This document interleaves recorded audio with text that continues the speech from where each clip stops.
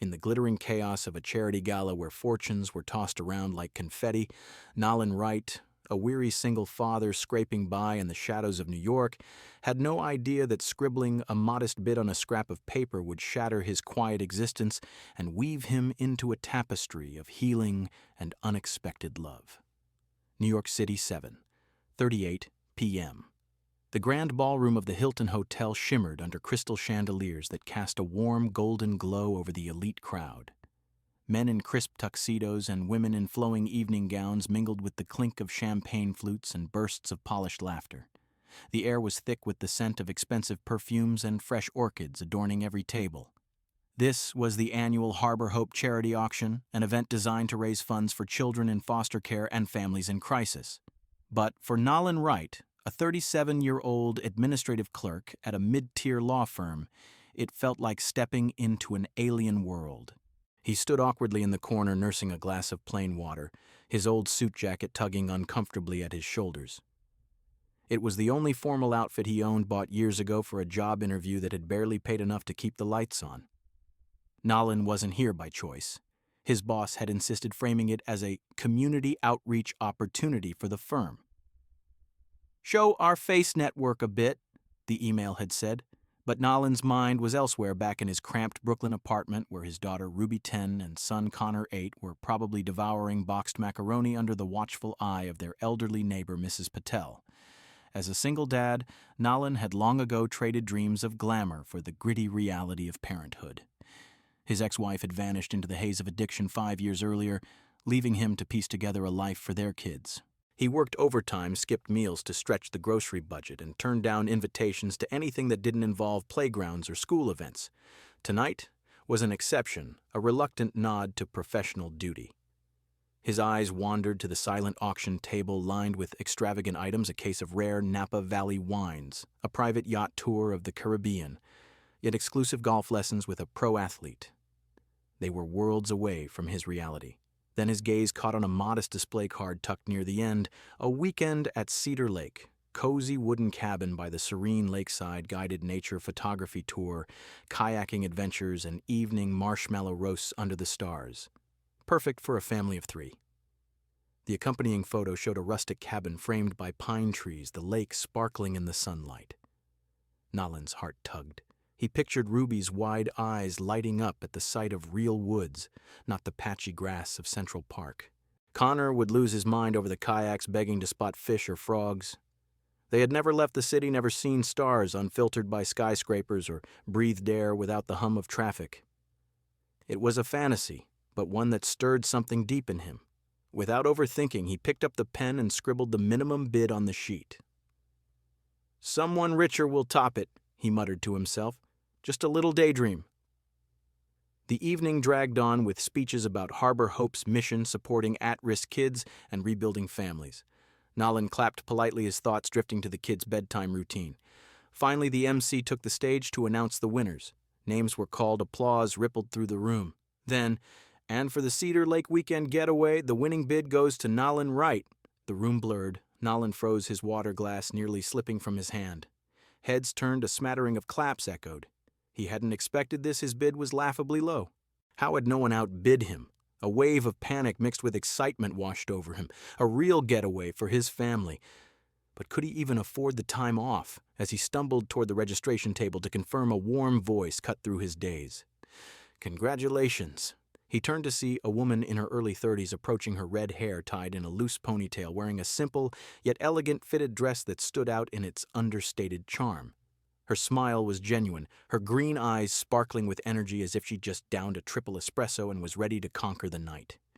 The name tag on her chest read, Isabel Torres, Event Coordinator. "You just won the Cedar Lake package," she said, extending a hand. "I'm thrilled it went to someone who, well, seems like they could really use it." Nolan shook her hand, chuckling awkwardly. "I didn't think I'd win. I just wanted to give your kids a break from the city." Isabel finished, glancing at his phone screensaver, a photo of Ruby and Connor smeared in finger paint, grinning wildly. "They're adorable." "Ruby's 10, Connor's 8, he replied, a soft smile breaking through. "They've never been out of New York. I thought Maybe this could be a memory for them. Isabel nodded, her expression softening. You've come to the right place. I grew up near Cedar Lake. My mom volunteered there. It's not just a vacation spot, it's where people rediscover what's important. They exchanged contact details for the trip arrangements. As Nolan turned to leave, Isabel added quietly, You could back out if you want. But if you go, I promise, it might change things for you. He nodded, unsure what she meant, but something in her voice lingered as he stepped into the cool night air. A cabin by the lake, 2 kids who'd scream with joy, and a single dad who had no clue what awaited him in those quiet woods. 3 weeks later, on a crisp Friday morning, Nolan Wright loaded the last duffel bag into the trunk of his battered SUV, the engine rumbling uncertainly as if protesting the long drive ahead. Ruby bounced in the back seat, her backpack stuffed with snacks and a disposable camera she'd begged for at the corner store. Connor, strapped in beside her, fidgeted with a toy truck, his eyes wide with anticipation. Dad, are we really going to see bears? He asked for what felt like the 15th time since breakfast. Nolan glanced in the rearview mirror, forcing a smile through his nerves. Maybe, buddy, but if we do, we'll watch from a safe distance. He adjusted the GPS on his phone, the route mapping out a 4-hour journey north from Brooklyn through the winding highways of upstate New York past dense forests and sleepy small towns. The city skyline faded behind them as they merged onto the interstate, the concrete jungle giving way to rolling hills dotted with autumn leaves clinging stubbornly to the trees. The drive was a mix of excitement and minor chaos. Ruby pointed out every interesting billboard, snapping photos through the window with her camera. Look, Dad, a giant cow statue, she exclaimed at one point, her voice muffled by the wind rushing past. Connor alternated between singing off-key nursery rhymes and complaining about his legs falling asleep. Nolan kept the radio on, low, tuning into a classic rock station to drown out his own swirling thoughts. Winning the auction had been a shock, but coordinating time off work and scraping together gas money had been the real challenge. Still, seeing his kids' faces light up made it worth every penny. As they approached Cedar Lake, the landscape transformed. The road narrowed, flanked by towering pines that whispered in the breeze. The air grew cooler, carrying the scent of earth and water. Nolan followed the signs to the cabin, his tires crunching over gravel as they pulled up to a secluded spot by the lakeside. The wooden structure was even more inviting than the photo-sturdy logs weathered by time, a stone chimney promising warmth, and a wide porch overlooking the glassy lake that mirrored the blue sky. Sunlight danced on the water, and in the distance, birds skimmed the surface. Wow, Dad, it's like a movie, Connor shouted, unbuckling his seatbelt and bolting out the door before Nolan could stop him. Ruby followed, her eyes wide as she took in the scene. Can we go explore, please?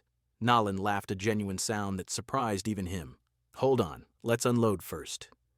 As they hauled bags inside, he marveled at the interior, polished wooden floors, a cozy living area with plaid blankets draped over armchairs and a kitchen stocked with basics.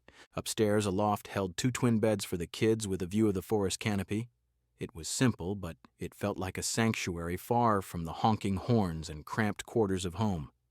A knock at the door interrupted their settling in. Nolan opened it to find Isabel Torres standing there, looking entirely different from the polished event coordinator he'd met at the gala.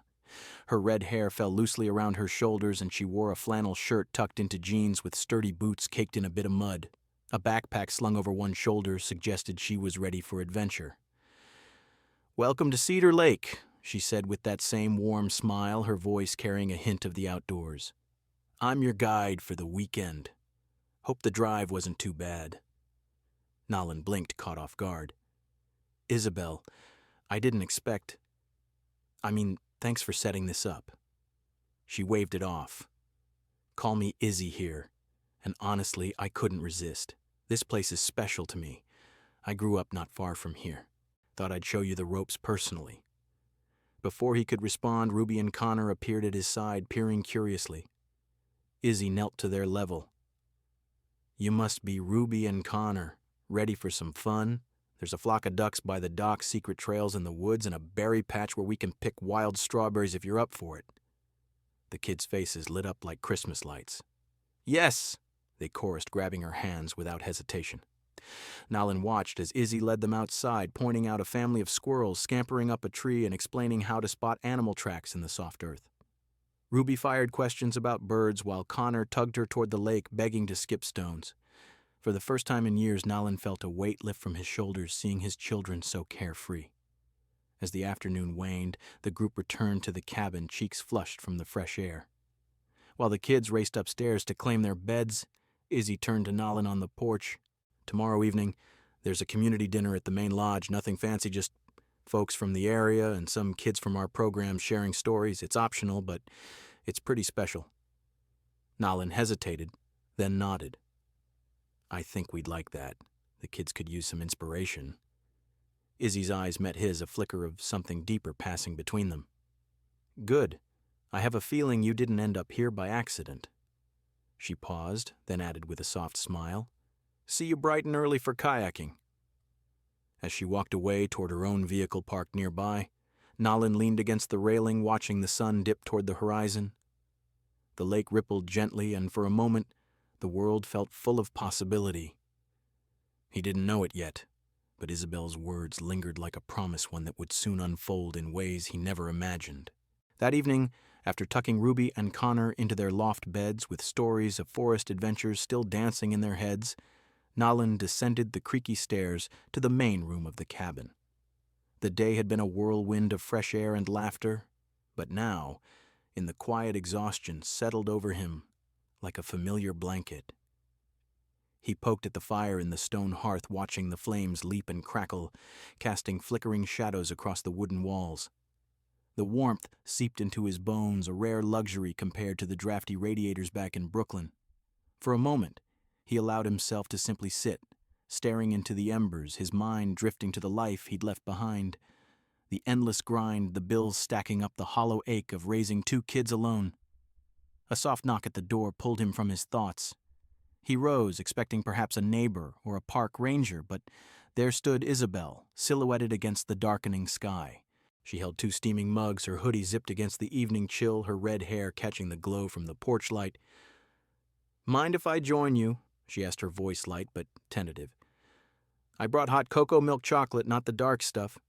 "I'm not a monster," Nalin managed a tired smile, stepping aside to let her in. "Come on in. The kids are out cold. First time in ages they've crashed this early." She handed him a mug as they settled onto the long wooden bench by the fire, close enough to feel the heat, but with a respectful distance between them. The steam rose in lazy curls, carrying the sweet scent of chocolate that reminded him of simpler times. They sipped in companionable silence for a while, the only sounds the pop of burning logs and the distant hoot of an owl outside. Nalin broke the quiet, first his voice low. "I never thought I'd get them out of the city like this. Back home it's all concrete and noise.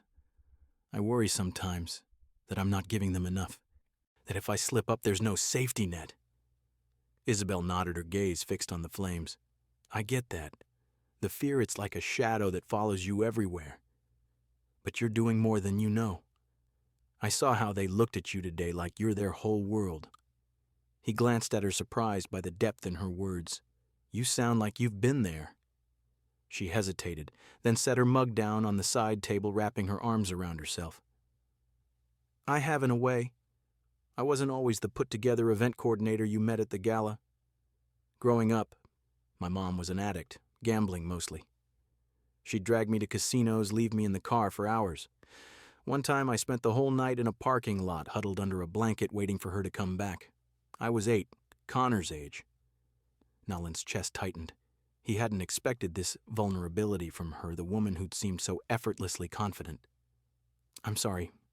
That sounds unimaginable." Isabel shrugged, but her eyes betrayed the old pain. "It was my normal back then. Social services got involved eventually.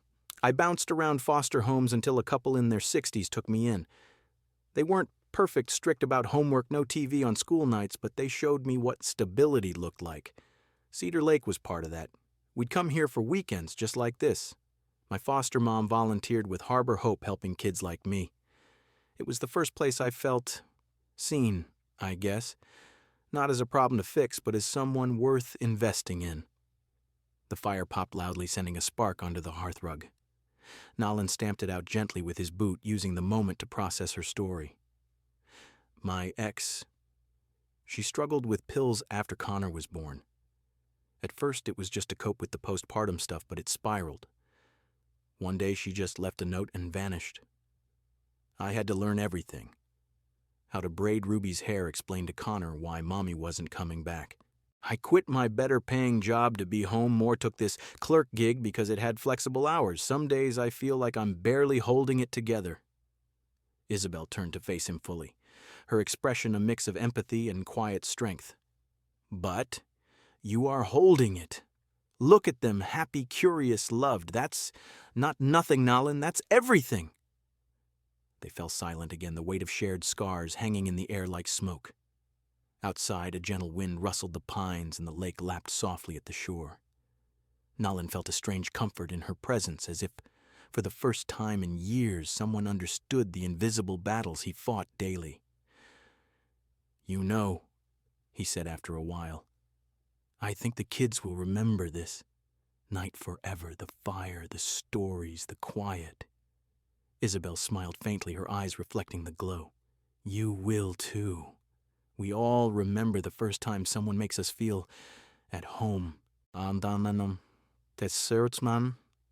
the conversation drifted to lighter topics, the best spots for stargazing her childhood mishaps with kayaks, Nolan realized this weekend was already weaving threads he hadn't anticipated. Isabel wasn't just a guide. She was a mirror, reflecting back the parts of himself he'd buried under responsibility. And in that warm cabin, by the crackling fire, the first cracks in his guarded heart began to show. The next evening, as the sun dipped below the pine-covered hills, casting long shadows over Cedar Lake Nolan, and the kids made their way to the community lodge, a larger wooden structure nestled deeper in the woods about a 10-minute walk from their cabin. The air was crisp with the scent of fallen leaves and distant wood smoke, and Connor skipped ahead, clutching a handful of pine cones he'd collected like treasures. Ruby walked beside Nolan, her small hand in his, unusually quiet, as if sensing the weight of the gathering ahead. Isabel met them at the entrance, her flannel shirt swapped for a simple sweater, a clipboard in hand, but her demeanor relaxed. Glad you made it, she said, ruffling Connor's hair. It's casual potluck style. Folks from town and some of the program's alumni share stories. No pressure to talk, just listen if you want. Inside the lodge was warmly lit by string lights and a massive fireplace at one end. Long tables groaned under dishes of homemade chili cornbread and apple pies contributed by locals. About 30 people milled about, families, volunteers, and a handful of teenagers who eyed the newcomers with shy curiosity. Nolan found seats near the back, Ruby on one side, Connor on the other, while Isabel sat across from them, passing around plates.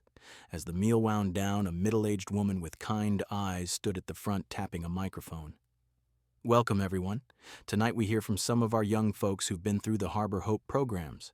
These stories remind us why we do this, because every child deserves a chance to heal and thrive. The first to speak was a boy named Marcus, around 12, with a mop of curly hair and a faded scar above his eyebrow. He shifted nervously but spoke clearly. I used to hide behind dumpsters when the social workers came looking. My dad, he wasn't around, and Mom couldn't keep it together. One night, I slept in a park, thinking no one cared. But then a foster family found me through this program. They taught me to read better, and now I'm in school playing soccer. It's not perfect, but it's home. Applause rippled through the room. Nolan felt a lump in his throat, glancing at his kids. Connor was wide-eyed, munching on a cookie, while Ruby stared at the floor, her fingers twisting in her lap. Next was Lily, a girl of about 9 with braids and a bright pink sweater. I didn't know how to tie my shoes until I was 7, she said softly. My bio mom left me at a bus stop. I waited all day. Then I got placed with my new parents, my mom. My real mom now sat with me every night until I learned. She said everyone deserves to walk steady. The stories continued, a teen boy talking about overcoming anger from years in group homes, a girl sharing how art therapy helped her process abandonment. Each one was raw, laced with pain, but ending on notes of resilience and gratitude. Nolan's mind flashed to his own struggles, The nights he'd stayed up piecing together budgets, the awkward explanations to teachers about why the kid's mom never showed for conferences, the quiet fear that he wasn't enough. When the sharing circle opened to anyone, a hush fell. To Nolan's surprise, Ruby tugged at Isabel's sleeve across the table. "Can I say something?" she whispered. Isabel's eyes widened slightly, but she nodded encouragingly. "Of course, sweetie. Want me to go up with you?" Ruby shook her head, standing bravely and walking to the front. Nolan's heart pounded. He had no idea what she was about to say. The room quieted as the small girl took the mic, her voice steady but soft. "Hi, I'm Ruby. I'm 10. My brother Connor and my dad are here too." She waved vaguely toward them. I was like some of you. When I was a baby, my mom didn't sign the papers to keep me at the hospital. Dad says she was sick, but she left. Dad found me there and took me home. He learned to do my hair and make lunches. Connor came later, but Mom left again. We don't see her now." The room was silent, every eye on her. Nolan felt tears prick his own pride, mixing with ache. Ruby continued glancing at Isabel. "But coming here, it's like what you all said. We get chosen. Dad chose us. And maybe we can choose more people too." Applause erupted warmer this time. Ruby hurried back, burying her face in Nolan's side as he hugged her tight. "I'm so proud of you, kiddo," he whispered. Connor, not to be outdone, piped up from his seat. "I want to talk to—" He scampered up, grabbing the mic with both hands. "I'm Connor. I'm 8. My dad is the best. He makes funny pancakes that look like monsters. And Isabel showed us ducks today. I think families can get bigger if you let them." Laughter bubbled up, lightening the mood. As Connor returned beaming, Isabel caught Nolan's eye across the table, her expression soft with understanding. "Your kids are incredible," she mouthed. Later, as the group mingled over dessert, Ruby pulled Isabel aside again. "Were you ever a kid who got left?" she asked bluntly, her curiosity innocent. Isabel knelt to her level, her voice gentle. "I was a kid who got found just like you. My mom, she couldn't stay. But someone chose me, and it changed everything." Ruby nodded solemnly. "Then we're the same, the chosen ones. And the people who choose us, they're the bravest." Connor joined them, offering Isabel a half-eaten cookie as a peace offering. Nolan watched from afar, a warmth spreading through him that had nothing to do with the fire. In this circle of shared wounds and mended hearts, his family felt a little less fractured. Isabel wasn't just a guide anymore. She was becoming a bridge connecting their past pains to a future that suddenly seemed fuller. As the night wound down, with stars emerging over the lake, Nolan realized the cracks in their lives weren't breaking them. They were letting in light. 6 months later, as spring unfurled its gentle warmth over New York, chasing away the last remnants of winter's chill, Nolan Wright found himself amidst a sea of cardboard boxes in his Brooklyn apartment. The air buzzed with the sounds of packing tape ripping and children's excited chatter. Ruby meticulously labeled her boxes with markers, books, toys, secret stuff, while Connor helped by stuffing random items into whatever container was nearest, giggling when a sock ended up in the kitchenware. Nolan paused in the living room, surveying the organized chaos. They'd scraped together enough savings thanks to a small raise at work and some freelance gigs to make the move feasible. But the real catalyst was Cedar Lake and the woman who'd become woven into their lives like an essential thread. The decision had crystallized over quiet phone calls and weekend visits upstate. Isabel hadn't pushed. She'd simply listened when Nolan confessed his dream of raising the kids somewhere with grass underfoot and birdsong instead of sirens. "They deserve roots that go deeper than city pavement," he'd said one night, his voice cracking with emotion. Her response, a soft, tearful, "Then let's make it happen," had sealed it. Now they were heading to a modest house on the outskirts of a small town near the lake, just a 10-minute drive from the cabin that had started it all. On moving day, the old neighbors gathered in the hallway to say goodbye. Mrs. Name Patel hugged the kids tightly, slipping them homemade cookies for the road. "You take care of your dad, okay?" she told them, her eyes misty. Ruby's best friend from school, a boy named Jamal, stood awkwardly by the door. "I'll miss you," he mumbled. Ruby grinned, holding up her camera. "I'll send you pictures of the wildflowers, promise." The drive north felt like a rebirth. The SUV loaded to the brim hummed along the highway as the city gave way to open fields blooming with early wildflowers. By afternoon, they pulled up to the new house, a cozy two-story with a wraparound porch painted soft blue surrounded by a yard big enough for a swing set. Isabel waited on the steps, her red hair catching the sunlight, 2 mugs of hot cocoa in hand, one for Nolan, one for Connor, who barreled toward her with open arms. "You're here," she exclaimed, laughing as the boy nearly knocked her over. Ruby followed, wrapping her arms around Isabel's waist. "Now we're really home, right, Izzy?" Isabel knelt, pulling both kids into a hug. "Absolutely. This is where the adventures continue." Nolan approached last, setting down a box to take his mug. Their eyes met a silent understanding passing between them, the kind built from shared vulnerabilities and quiet strengths. As the kids dashed inside to claim rooms, Isabel stood, her hand brushing his. "Welcome home," she whispered. That evening, after the boxes were somewhat unpacked and a simple dinner of takeout pizza devoured on the porch, Nolan led Isabel to the backyard. The sun was setting, painting the sky in hues of pink and gold. Ruby and Connor played tag in the grass, their laughter echoing like music. Nolan reached into his pocket, pulling out a small velvet box. He opened it to reveal a simple silver ring unadorned, except for an engraving inside, "Still Here." Isabel's breath caught tears glistening in her eyes as she read it. "Nolan, it's not fancy," he said, his voice steady but thick with emotion. "No diamonds or anything, but it means we're still here, together. Not because you saved us, but because you showed us we're worth staying for, worth building something real." She slipped the ring on her hand, trembling slightly, then pulled him into an embrace. "Yes," she murmured against his shoulder. "1,000 times yes." The kid, spotting the moment, raced over. "Are you getting married?" Connor yelled, eyes wide. Ruby punched his arm lightly. "Duh! That's what the ring means." Laughter bubbled up, sealing the joy of the day. 1 year later, back at Cedar Lake for a family getaway, the scene had evolved into something timeless. Laughter rang out along the lakeshore as Ruby and Connor splashed in the shallows, chasing minnows with nets. Nolan sat on the cabin's porch, his arm around Isabel, now his wife, her head resting on his shoulder. She rubbed her gently swelling belly, a new life stirring within a sibling for the kids who'd already claimed her as their own. Ruby bounded up, clutching a handmade photo album. "Look what I made," she announced, flipping it open. The first page held a grainy photo from the charity gala, Nolan in his old suit looking out of place.